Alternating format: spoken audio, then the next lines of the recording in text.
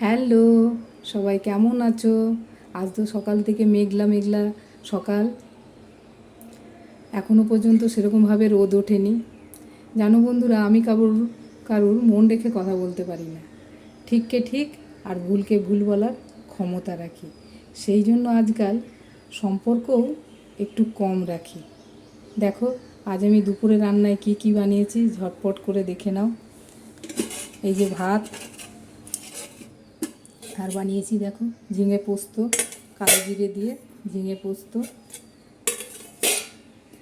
আর পুঙ্কা শাক ভাজা, বাদাম বড়ি, শুকনো লঙ্কা আর সর্ষে, গোটা সর্ষে দিয়ে ফোড়ন, আর উচ্ছে সিদ্ধ, আর একটু ডাল বানাবো, এখনও হয়নি, এবার বানাবো।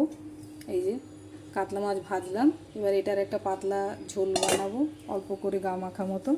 আর একটু বানাবো আমার সবথেকে প্রিয় খাবার, আমের চাটনি। এই হলো আজ আমার দুপুরের লাঞ্চ। তোমাদের কেমন লাগলো আমাকে কমেন্ট করে জানিও, আর তোমরা আজকে কী কী বানিয়েছো সেটাও জানিও। সবাই খুব ভালো থেকো। শুভ দুপুরের সবাইকে অনেক অনেক শুভেচ্ছা, ভালোবাসা। আবার পরে দেখা হবে। টাটা।